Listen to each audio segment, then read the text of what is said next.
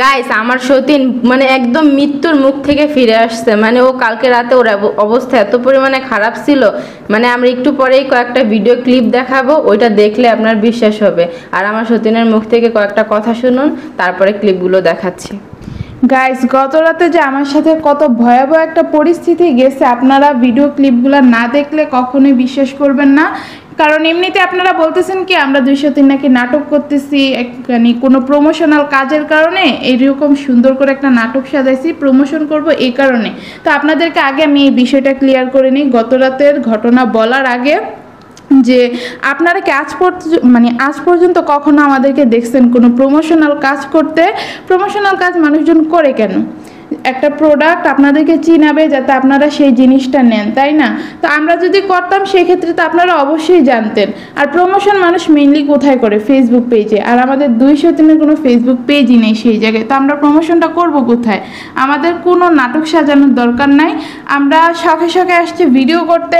আমাদের সাথে মানে প্রত্যেকটা মুহূর্তে কি হয়, কখন ভালো সময় যাইতেছে, কখন খারাপ সময় যাইতেছে, সেগুলোই আমরা আপনাদের কাছে শেয়ার করি।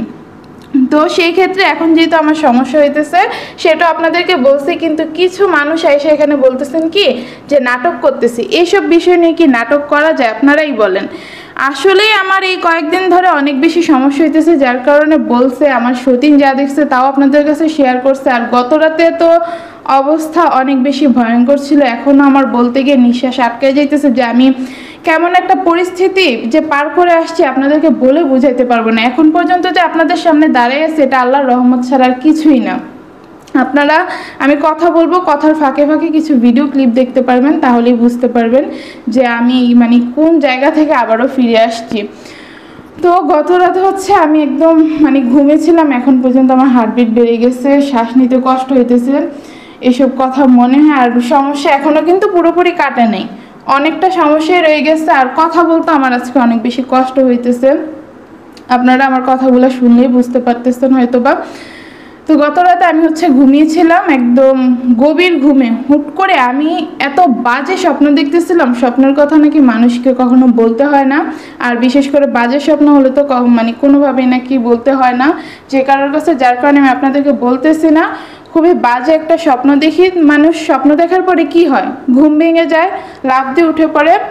আর আমি সেই মুহূর্তে ভয়ঙ্কর একটা স্বপ্ন তো দেখছি, সেই জায়গায় আমি উঠতে পারতেছি না।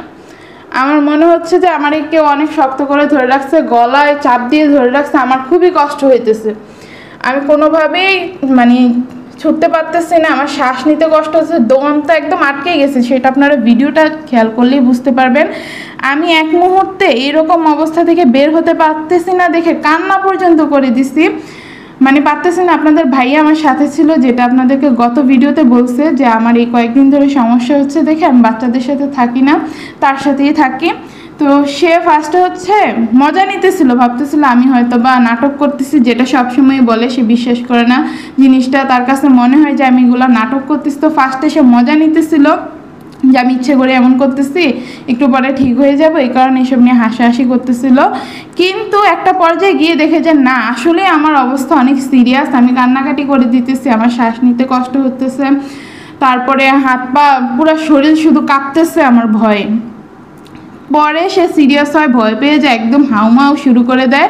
মানে সে কোনোভাবে পারতেছিল না আমাকে ঠিক করতে। পরে গিয়ে আমার সতীনকে ডাক দিয়ে আনে যে দেখো ওর কী জানি হয়েছে, কোনোভাবেই ঠিক হইতেছে না। পরে আমার সতীন এসে হচ্ছে আমাকে ফুটু দেয়, তারপরে কোনোভাবে আমি হচ্ছে ওই মুহূর্তে কি বলবো বেঁচে যাই, প্রাণে বেঁচে যাই। আল্লাহ আমাকে প্রাণে বাঁচায় দেয়, না হলে আমি যে বাঁচবো সেটাই আমি কল্পনা করতে পারিনি। মানে আমার এত খারাপ একটা অবস্থা ছিল, মানে এখন পর্যন্ত আপনারা খেয়াল করলে বুঝবেন আমার হাত পা কাঁপতেছে, কথাগুলো শুধু বারবার আটকে যেতেছে।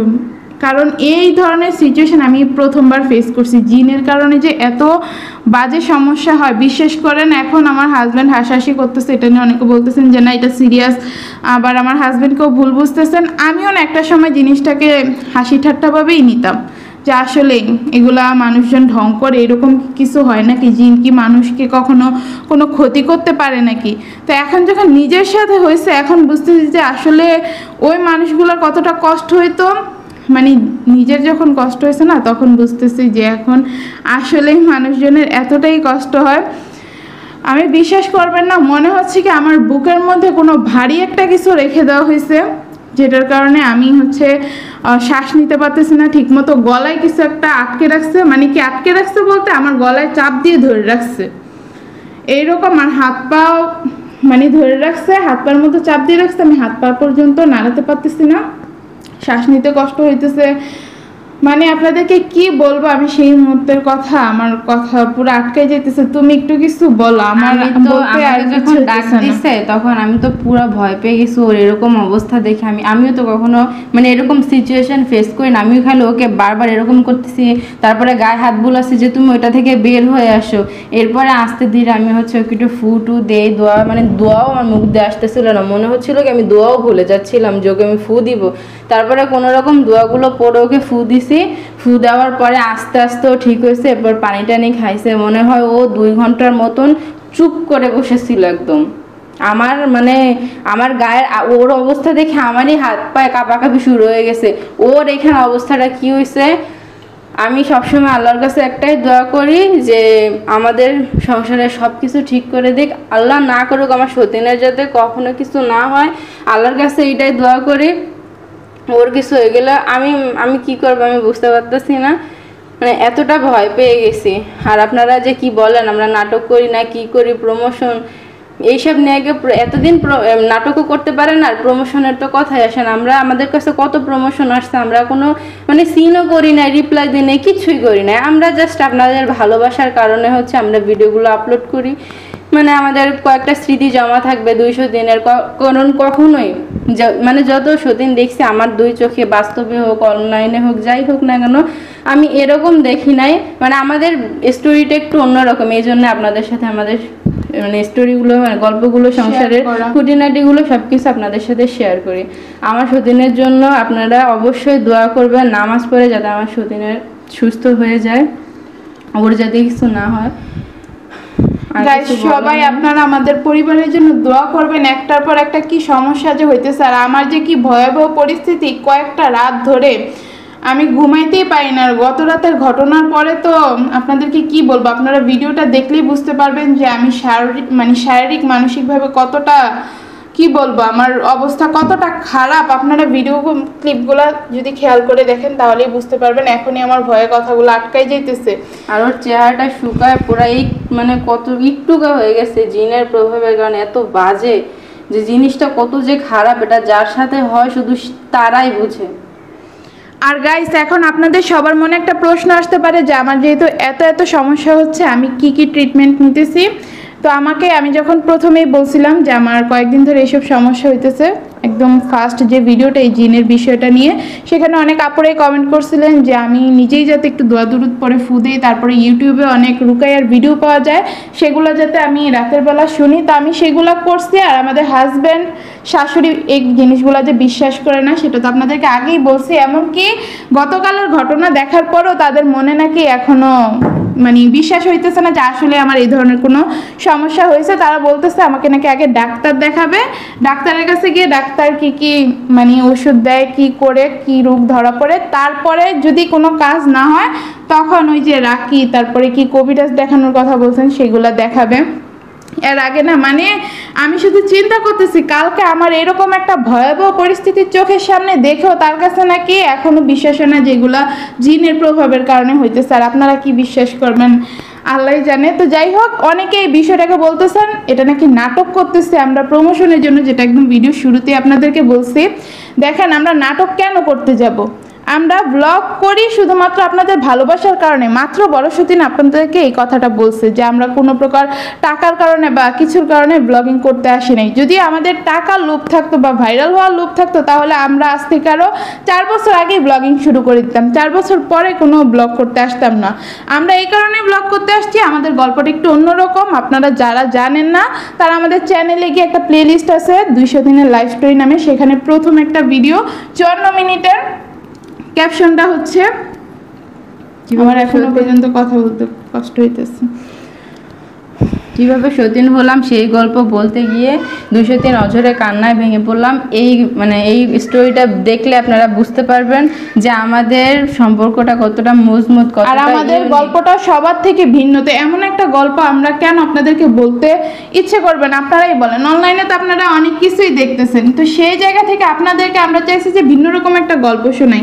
আর আমাদের গল্পটা আসলেই অন্যরকম, মানে কতটা স্ট্রাগলের মধ্যে দিয়ে যে আমরা যে সতীন হয়েছি সেটা আপনারা ওই ব্লগটা দেখলেই বুঝতে পারবেন। এখানে বেশি কিছু আর বলতেছি না।